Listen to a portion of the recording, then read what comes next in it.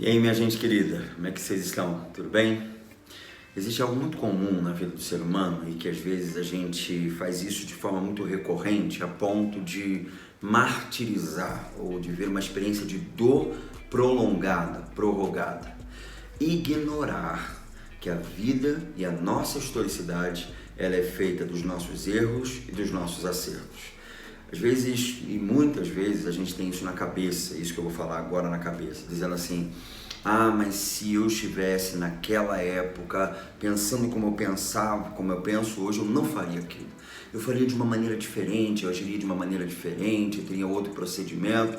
E você começa a ruminar um processo passado, antigo, como se aquilo ali pudesse ser revivenciado agora, nessa experiência desse momento. E o problema é que aquilo dali vai te penalizando, é uma autopunição.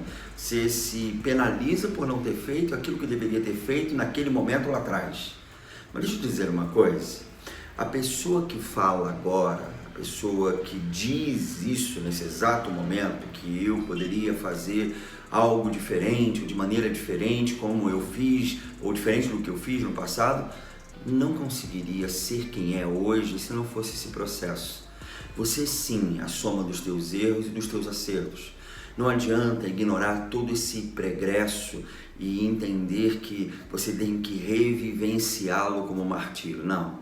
Se confessarmos o nosso pecado, Deus é fiel e justo para nos perdoar os pecados e nos purificar de toda injustiça. Portanto, pecado confessado é pecado perdoado. Toda atividade de perdão divino tem a ver com a repaginação de uma nova trajetória, de um refazimento da história da vida da gente. Não é em vão que Jesus ensina a gente a orar dizendo: perdoai aos nossos pecados ou as nossas dívidas, assim como nós perdoamos a quem nos tem ofendido, aos nossos devedores. Parece que essa condicional tem implicações do tipo, tá vendo? Deus trabalha com barganhas ou através de negociação. Não é isso que essa parte da oração está ensinando pra gente. O que essa oração está ensinando pra gente é o seguinte: você não consegue entender a implicação da dedicação de um perdão de fato, de verdade, se você não consegue se encarar no espelho com toda a autenticidade. Se você não reconhecer quem você é, se você não perceber que você possivelmente poderia ter todas as atitudes malévolas e maquiavélicas que aquela pessoa teve contra ti, bom, se você não perceber que você é capaz de fazer isso, você não consegue entender e captar e receber a gratuidade do perdão divino. O perdão divino é a repaginação na história de alguém que entendeu que precisa repaginar histórias de outros também. São pessoas que não ficam metendo o dedo na ferida do erro. Não é viver a vida passando a mãozinha por cima de gente que faz aquilo que é errado, que deveria já ter amadurecido. Não estou dizendo isso. E esse já ter amadurecido também é uma implicação usando a nossa métrica, o nosso campo temporal de realizações pessoais. E no fundo, o que a gente precisa entender é que cada um tem o seu timing, cada um tem o seu tempo. Se você visitasse o seu ser de 10 anos atrás, e 15 anos atrás, ou o que for, talvez você não teria paciência consigo mesmo a ponto de dizer: cara, presta atenção no que você está fazendo. Você não está vendo que você está indo para um buraco, para um abismo absurdo? Talvez você não teria nenhum tipo de compassividade, de ato misericordioso, de graça, de graciosidade com a vida dessa pessoa, ou seja, de você mesmo, 15 anos atrás.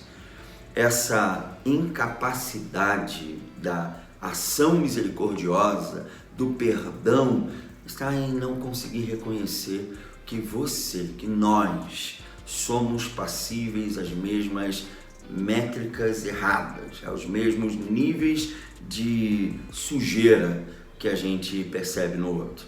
Portanto, nem se consuma pelo erro passado a ponto de se culpabilizar e frear o seu crescimento, o seu desenvolvimento, e também não aponte, não meta o dedo na ferida de ninguém. Eu me lembro de Jesus, quando no último capítulo de João, a olhar para Pedro. Pedro já tinha visto Jesus ressurreto, e um belo dia, logo após ter visto Jesus ressurreto, ele vai para onde ele gosta, ele vai pescar. E chama o pessoal assim: vamos comigo, vamos lá, quem quiser ir. E foi uma galera junto com ele, de discípulos. Quando eles foram junto com Pedro, e ao chegar lá no meio do mar, não conseguiram pescar absolutamente nada. Nada, não veio. E aí aparece Jesus, lá na terra, lá na margem, na outra margem, em terra. E ele diz: vocês já tentaram pescar para o outro lado? E eles não identificaram quem era aquele. Eles foram, jogaram a rede, e quando puxaram a rede, cheio de peixe. Veio na cabeça de Pedro um déjà vu. Sabe por quê?